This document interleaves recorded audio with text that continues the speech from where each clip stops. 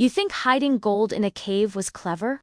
Try hiding it in plain sight, woven into the very fabric of society. For centuries, across empires and dynasties, the true power wasn't always held by emperors or generals. It often resided in the quiet strategies of families, securing their future, generation after generation. They didn't just build wealth, they camouflaged it. They didn't just accumulate assets. They made them invisible to prying eyes, to greedy officials, to the ravages of war and famine. Imagine a system of finance so sophisticated, so deeply embedded in culture, that it could move vast fortunes unseen, untaxed, unstoppable. This wasn't about offshore accounts or encrypted digital ledgers. This was about something far older, far more ingenious. It was about marriages disguised as mergers. It was about poetry secretly encoding ledgers. And it was about women, the silent guardians of unwritten laws and untold riches. These aren't just historical anecdotes. These are blueprints for resilience, secrets whispered through generations, lessons in survival from an era where an imperial decree could wipe out a fortune overnight. In part 1, we scratched the surface. Now, let's open the next vault, the one no dynasty, no invasion, no catastrophe could ever truly break. Chapter 6: The Marriage Vault Alliances Forged in Gold and Silk. In the bustling, intricate world of 15th century Suzhou, a city famed for its silken scholars, two prominent clans, the Lins and the Wangs, orchestrated a union. On the surface, it was a grand wedding, celebrated with lavish feasts and elaborate ceremonies. But beneath the layers of red silk and joyous music, this was no mere romantic alliance. This was a strategic merger, meticulously crafted like a high-stakes business deal, designed to secure not just love, but legacy. The bride, the esteemed Lady Lin, arrived at the Wang family estate with a dowry that dazzled onlookers. Fine Suzhou silks, shimmering under the sunlight, flowed from lacquered chests. Exquisite porcelain from Jingdezhen, each piece a work of art, was carefully unloaded. Golden ingots, heavy with tangible wealth, glinted in the sun. This was the visible dowry, meant for display, for status. But buried deeper, unseen by most, were the true assets. The invisible strongholds of wealth that would guarantee the family's survival for generations. Among the silks and jewels lay original land deeds to fertile rice paddies hundreds of miles away, beyond the reach of local officials.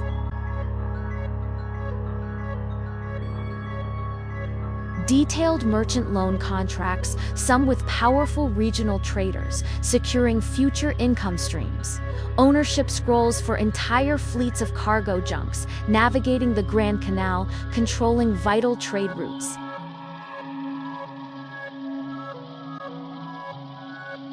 These weren't just wedding gifts. They were mobile fortresses of capital, transferred under the veil of tradition. Why such complexity? The genius lay in a crucial legal loophole. Under Confucian law, a dowry, once transferred, was legally no emperor, no corrupt official, no ruthless warlord, not even the devastating grip of famine, could legally touch it. It was considered the personal property of the bride, and by extension, her new family, protected by ancient custom and unwritten societal rules.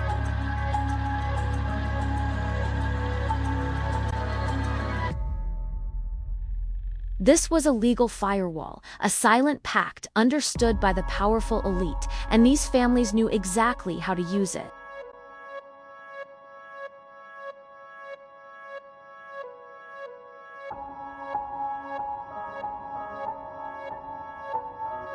They moved fortunes in intricately carved lacquered chests, seemingly filled with finery.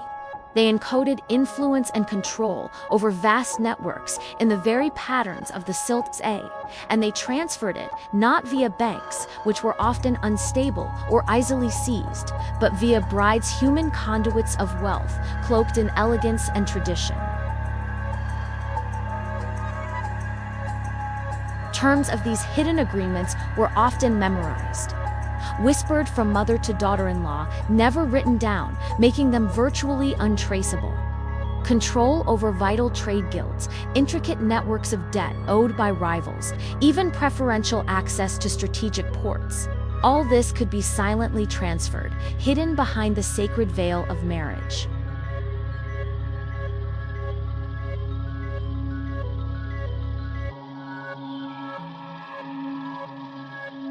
These weddings weren't just unions of two individuals. They were walking safe houses, moving wealth and power discreetly through a society often volatile and unpredictable. A truly ingenious form of financial alchemy.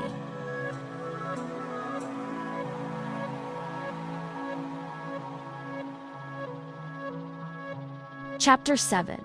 The Calligraphy Code Art as an Encrypted Ledger.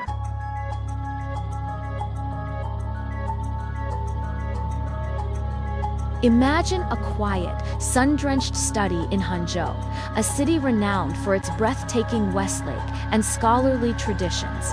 An aging grandfather, a respected scholar, meticulously paints a beautiful scroll. His brush dances across the rice paper, creating elegant, flowing characters. "It's a gift," he says, "for his beloved grandson, a piece of poetry, a testament to beauty and wisdom." To any outsider, it's just that, a work of art, a symbol of cultivated taste. But to the family, it's far more. Beneath the flowing brushstrokes, hidden in plain sight, lies an encrypted meaning.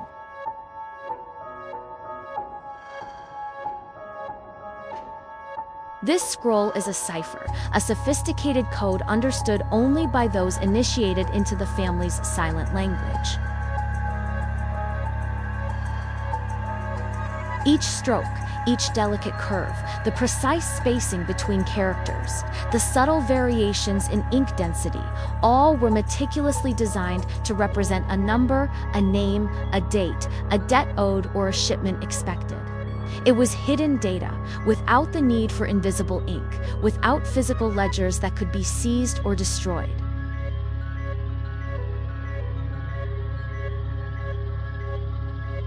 In a world devoid of secure banks, without digital records, without even robust paper trails, art became the ultimate form of encryption. Financial data, vital intelligence, and business agreements could survive dynasties falling, devastating wars, and raging fires. Why? Because who would ever think to burn a beautiful piece of calligraphy? Who would suspect a poem of being a detailed financial record?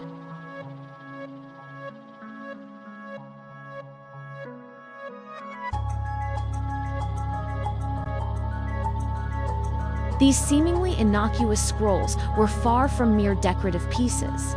They held precise grain inventories for the next harvest, ensuring food security, detailed port shipment schedules for valuable goods, anticipating profits, sensitive loan contracts with other powerful families, outlining intricate terms, even locations of safe houses or secret caches for valuables during times of unrest. They were off-the-record ledgers, passed silently from one generation to the next, often accompanying the eldest son or daughter as a treasured family heirloom. And the true brilliance of this system: it required no complex password, no intricate key that could be stolen. It only required memory, rigorous training, and absolute trust among family members. The art itself was the key, the knowledge passed down through dedicated apprenticeship and shared understanding. It was a testament to how human ingenuity could transform something as ephemeral as art into an indestructible vault for wealth and information. Chapter 8. The Silent Matriarchs, the Human Vaults.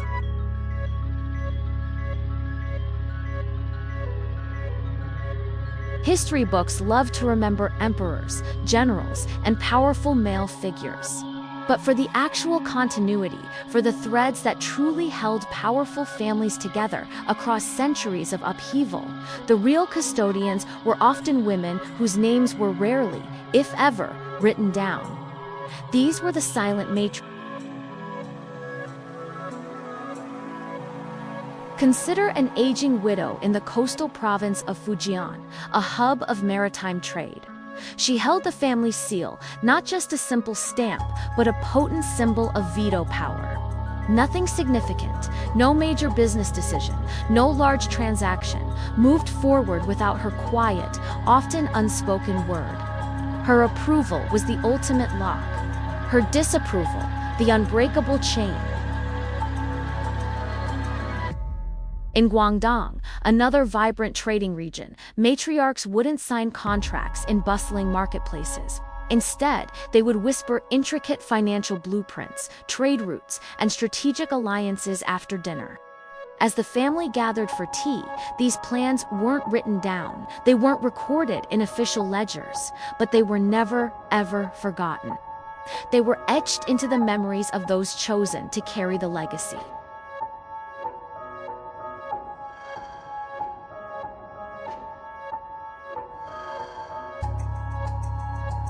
These women didn't directly sign deals. They didn't manage vast markets or command armies. But they memorized every single asset, every subtle risk, every unwritten promise made between clans. They understood the true value of their family's holdings, not just in tangible goods, but in networks, favors, and trust.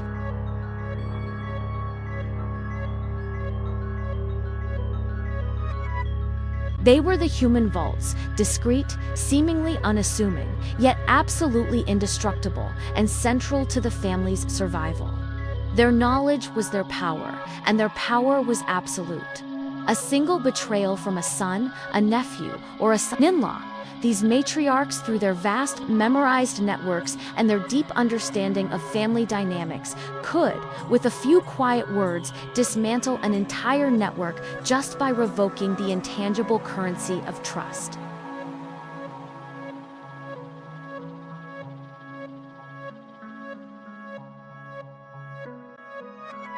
This wasn't just ideology or tradition.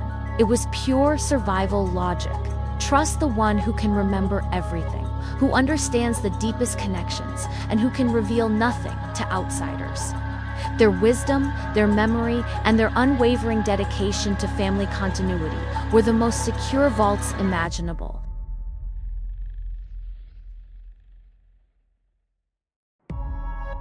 Chapter 9. The Disguised Legacy, from Ancient Codes to Modern Structures.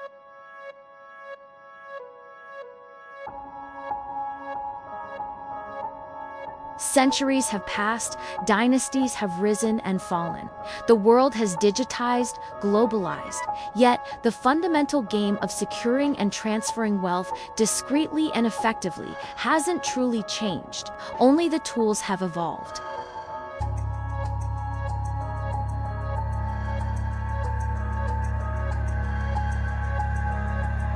Think about it.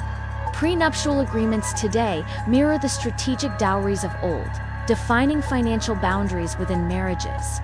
Complex trust funds and obscure offshore accounts operate with a similar ethos as the hidden land deeds and encoded scrolls, aiming for anonymity and protection from external forces. Even the high-stakes world of modern art acquisitions is sometimes used to subtly shift vast sums of wealth across borders, mimicking the Calligraphy Code. Sound familiar? We often pride ourselves on inventing sophisticated, discrete finance.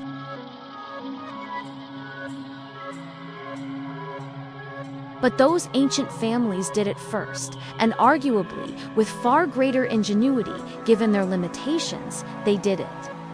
Without spreadsheets, without battalions of attorneys, without a clear paper trail, they built wealth systems that were unseen, yet remarkably indestructible.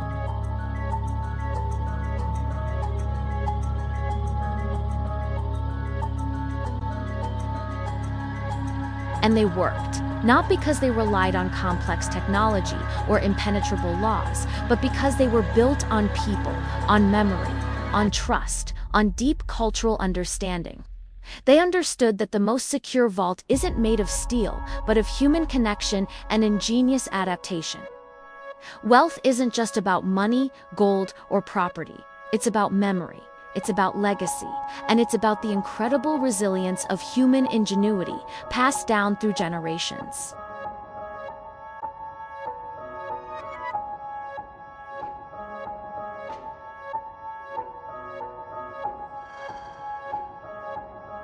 Passed through vows and dowries camouflaged in plain sight, through secret codes in art and poetry, and most profoundly, through women who rarely spoke in public forums, but never forgot a single detail, a single promise, a single asset.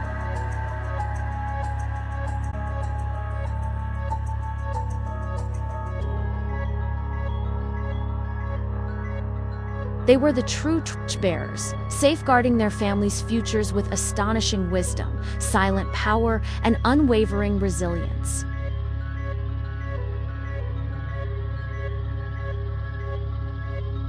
Our journey into the invisible legacy has revealed astonishing methods, proving that true wealth isn't just about what you accumulate, but how you protect it, how you transfer it, and how you make it endure.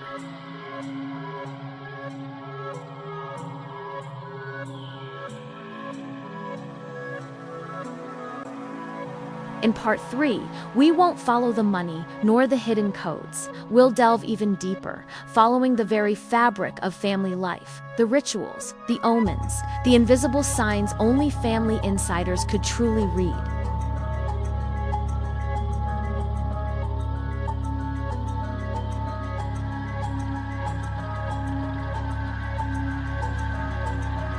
You'll discover how families used lunar calendars, astrology, and feng shui not just for spiritual guidance, but for precise financial timing and strategic business decisions.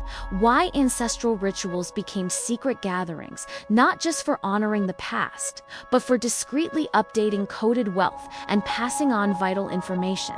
And whether there exists a kind of ancestral vault, not made of gold or paper, but made of something far more powerful, unbreakable trust and shared destiny.